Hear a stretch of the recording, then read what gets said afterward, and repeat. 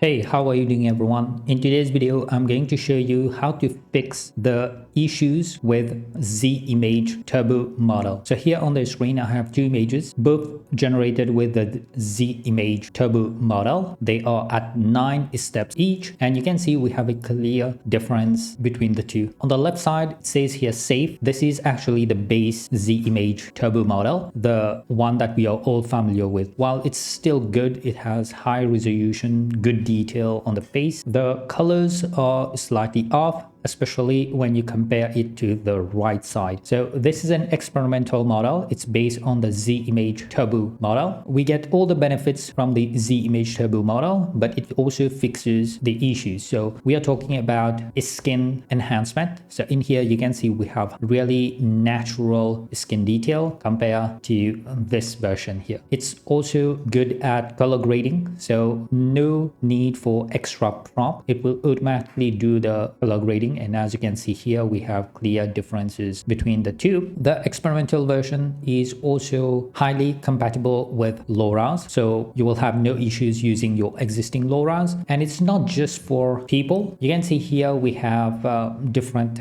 categories. So in all of these, you'll see that we have really good color grading as well as skin tone, skin texture. So in this one, we have kind of a cinematic look. In this one, we have a dynamic pose. Here is a natural photography. This one is a black and white, and we are still keeping the high resolution, nice detail here. So we have a street photography here and portrait here. So all of these are okay, but we can also do non-human subjects. So as you can see from this here, we have a gorilla. Here is a double exposure shot. This is inside of a store. We have candies inside a kitchen. We have food and car. So all of this you will be able to do with this model. Now, if you need to do like banner or extreme resolution, you can use this model as well. In this specific case here, I have a banner type resolution. And of course, if you're wondering, you can also do your uncensored image. That is also there. So basically, you will get those added bonus plus all the features of the Z-Image Turbo. So for this one, we'll need to go into Civitai, and I will have this link in the description below, which will take you to this page. Now you can read all of this. By the way, you can also use this in Forge, or in this specific case, they are showcasing Forge Neo. I will be using it inside of ComfyUI, and I will show you how to set it. If you're new at Civitai, you will need to create an account first. It's completely free, and then download the model by clicking on this download button. Now, a few prerequisites. You will need to have the Qwen 3 4 billion parameter, whether you use the FP16 or the FP8. These two are exactly the same as the Z-Image Turbo workflow. And you will also need the ae.savetenses. This one, I'm sure you already have it.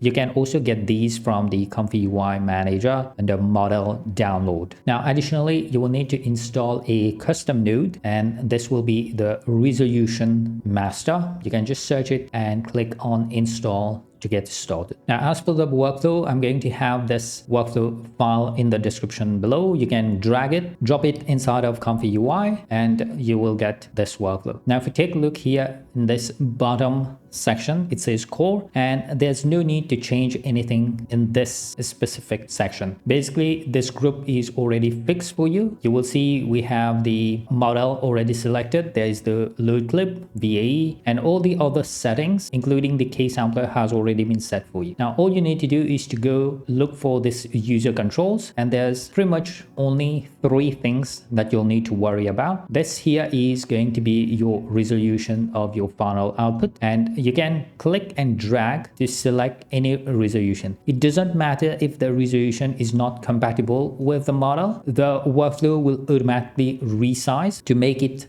compatible. So with this, you will be able to do like extreme resolution. So if you want to do banner type, you can just do something like this. If you want to do a square, just do square like that. If you want to do portrait, it's going to be like this. The size of this box does not matter. You will basically control your final output using this second node, which says high resolution. By default, it's going to be at high, and that's basically true. If you cannot run the high resolution, then click on it. It will go to false, and it will be still like decent resolution, but not as high as when you set it to true, basically. And then you have your positive prompt here. This is what you want to see in the image, and you can have as much detail as you want, or just one line explaining what you want. So that's actually all you need to worry about. Everything else has already been set up for you. If you want to copy and paste this into your own workflow, I'm going to recommend that you use a subgraph. So take the output, drag it somewhere else, and then get everything into a subgraph like this. And then you can copy this subgraph, paste it in your workflow, and then do whatever you want. All right, so that is it. Hopefully now you know how to get better images with the Z-Image Turbo model. If you have any issues integrating this model into your workflow, let me know, and I will try to help you to the best of my abilities. Thanks for watching until the very end. Have a nice day. Take care. I will see you next time.